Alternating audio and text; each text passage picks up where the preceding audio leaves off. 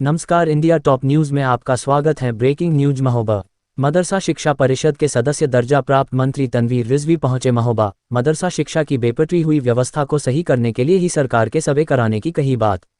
मदरसा शिक्षा परिषद के सदस्य दर्जा प्राप्त राज्य मंत्री तनवीर रिजवी अपने एक दिवसीय दौरे पर आज महोबा पहुंचे, जिनका बीजेपी के पदाधिकारियों ने फूल माला पहनाकर जोरदार स्वागत किया है। उनके साथ एमएमसी जितेंद्र सिंह सेंगर भी मौजूद रहे हैं। उनके द्वार चरखारी कस्बे में संचालित मदरसा मोहम्मदिया में आयोजित जनसभा में मुस्लिम समाज को संबोधित किया है। यही नहीं, उन्होंने इस मौके पर कहा कि मदरसों की बिगड़ी शिक्षा व्यवस्था को पटरी पर लाने के लिए ही सरकार द्वारा मदरसों का सर्वे किए गए हैं, जिसका परिणाम भी दिखने लगा है।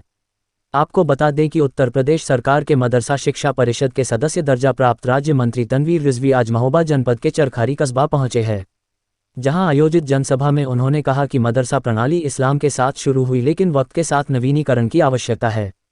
मदरसों में उर्दू अरबी के साथ हिंदी, अंग्रेजी, गणित, कंप्यूटर आदि विषयों को शामिल किया जाए ताकि मुस्लिम समुदाय के बच्चे भी बराबर से प्रतियोगिता परीक्षा में शामिल हो सके। मदरसा मोहम्मद अरबिया में आयोजित कार्यक्रम का शुभारंभ मुख्य अतिथि एवं अन्य अतिथिगणों के स्वागत के बाद शुरू हुआ। मदरसा मोहम्मदिया अरबिया के नाज़िम आला अब्दुल गफ्फार, मोहम्मद शहीद सौदागर, मोहम्मद सफ़ीक, हाजी मोहम्मद शकील सिद्दीकी आदि ने मुख्य अतिथि दर्जा प्राप्त मंत्री तनवीर रिजवी, विशिष्ट अतिथि एमएलसी जितेंद्र सिंह सेंगर एवं अन्य अतिथियों का स्वागत किया। इस मौके पर जिला अध्यक्ष एवं एमएलसी जितेंद्र सिंह सेंगर एवं मुख्य अतिथि तनवीर रिजवी ने राष्ट्रीय महिला दिवस के अवसर पर कार्यक्रम में मौजूद एकमात्र महिला अधिकारी समाज कल्याण अधिकारी सविता देवी पुष्पगुच्छ भेंट करते हुए सम्मानित किया। कार्यक्रम में मौजूद एमएलसी जितेंद्र सिंह सेंगर ने कहा, भारतीय जनता पार्टी की केंद्र व प्रदेश सरकार सबका साथ, सबका विकास, सबका सहयोग के साथ काम कर रही है। पूर्व की सरकार जातिवाद देखकर कल्याणकारी योजनाओं का लाभ देती थी। आज भाजपा सरकार सभी जाति धर्म समुदाय को बिना किसी भेदभाव के आवास योजना सहित अन्य योजनाओं का लाभ दे रही है। उन्होंने कहा कि चरखारी में पर्यटन का प्रयास तेजी से चल रहा है और विकास होने पर रोजगार स्थानीय लोगों को मिलेगा।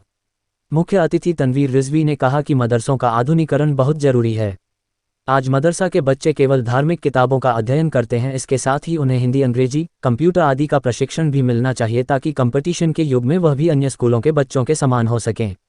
जिले के मुस्लिम बच्चों को कंपटीशन में लाने के लिए कस्बा में कोचिंग सेंटर की मांग पर उन्होंने कहा कि वह इसके लिए प्रयास करेंगे ताकि मदरसा मोहम्मदिया अरबिया में सरकारी कोचिंग संस्था का संचालन हो सके।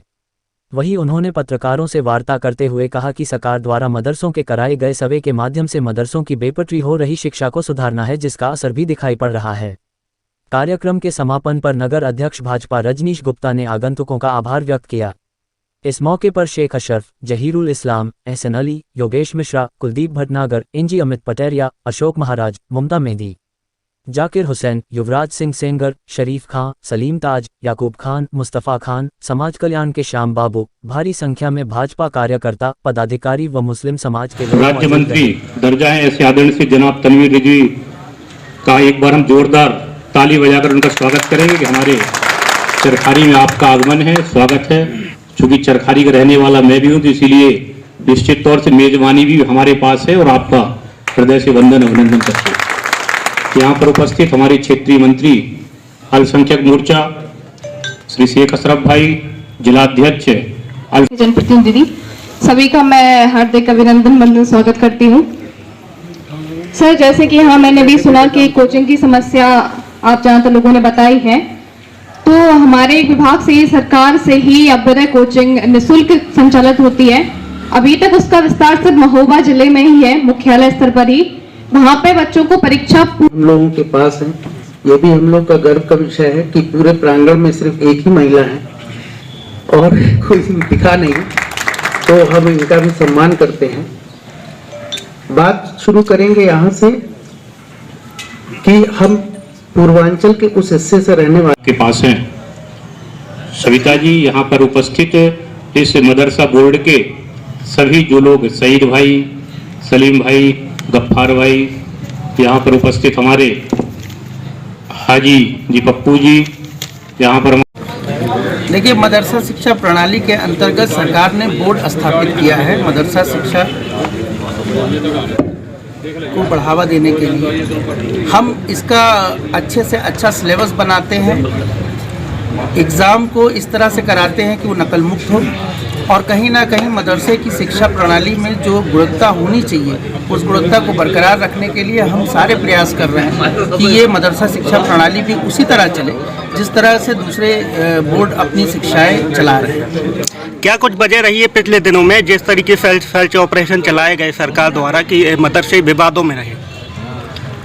देखिए, अब इसकी वजह तो आप बेहतर समझते हैं कि जिन लोगों ने हमेशा ये कहा कि हम मुसलमानों के जो है बहुत ही हितैषी है और मुसलमानों के लिए बड़ा काम कर रहे हैं, उन लोगों ने इतना बड़ा गैप खड़ा कर दिया कि उस गैप को भरते भरते हम लोग जो है कोशिशों में लगे हुए हैं और मदरसा शिक्षा प्रणाली का जो हाल किया था उसके सुधार हो रहे हैं। ये सुधार अगर दिख रहे हैं तो कहीं ना कहीं उसकी बर्बादी का क्या मायने था वो आप लोग भी समझ रहे हैं।